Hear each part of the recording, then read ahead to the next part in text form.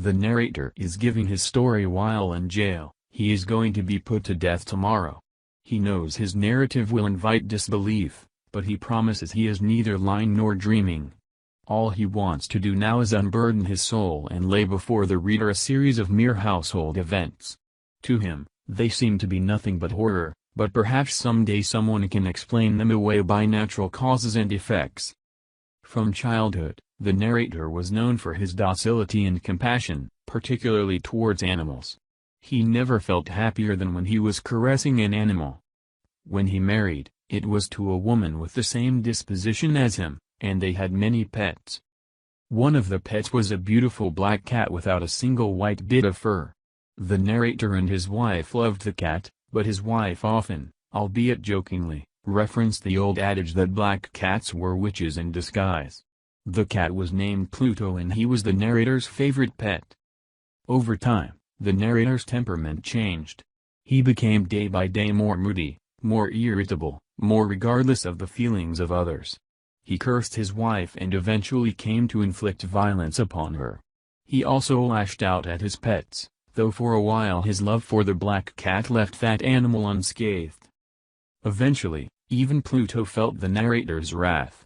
One night, the narrator felt convicted that Pluto was avoiding him. Feeling a surge of drunken rage, he picked up a knife and cut out one of the cat's eyes. The next morning, the narrator felt ashamed of what he'd done and swore he would be better. This resolution did not hold. Pluto healed, but its eye was frightful.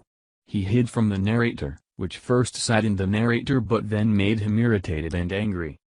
The narrator finally felt that the spirit of perverseness had inexorably come upon him. He saw this as one of the primitive impulses of the human heart. Who has not, 100 times, found himself committing a vile or a silly action, for no other reason than he knows he should not?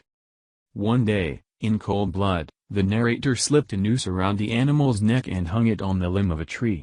He cried tears of remorse because he knew the animal had loved him, he knew it had not done anything wrong, and he knew he was sinning.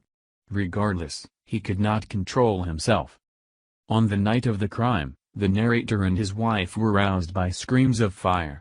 Their entire house burned down that night and they barely emerged unscathed. The next day, the narrator inspected the ruins.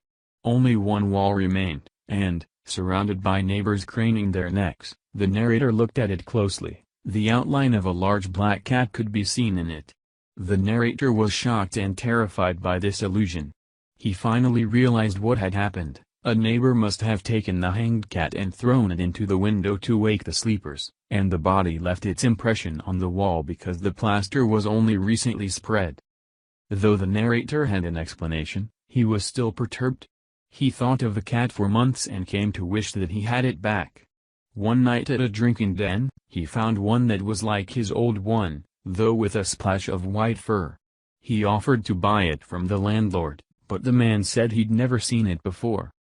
The narrator brought the cat home and his wife fell in love with it, but it wasn't long before the cat's excessive attention began to bother the narrator. Furthermore, this cat was also missing an eye like Pluto. The cat followed the narrator everywhere he went and he felt extreme dread. He even began to notice that the cat's white mark, which before had seemed insignificant, now took on the shape of a gallows.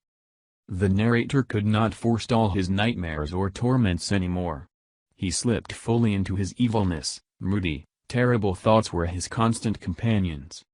The narrator and his wife were living in an old building after the fire, and one day, the narrator's wife accompanied him into its cellar on a household errand. The cat swiftly followed them downstairs. In a paroxysm of rage, the narrator picked up an axe. He missed the cat due to his wife's interference, and so he decided to strike her instead. He killed her with one blow and decided he would dispose of the body by walling it up, as he could not take it outside without being seen. The cellar walls were perfect for this, as they were loosely constructed and recently plastered. The narrator carried out his task and made sure every detail was perfect. He looked around for the cat when he was done, hoping to kill it as well, but it was nowhere to be seen. For several days, the narrator lived blissfully, as the cat never returned. He felt no guilt, and he laughed at the fruitlessness of the investigation for his missing wife. On the fourth day, a party of police came to look around. They inspected every square inch, but the narrator was not worried at all. When the police prepared to leave the cellar, he even cockily tapped on the walls and boasted of how excellently they were put together. At his tap, the most terrifying, unearthly wail began from within the wall and would not stop. The police hurriedly pulled down the wall. The decaying corpse tumbled out, and inside was the black cat with his solitary eye of fire. The narrator had walled him up within the tomb.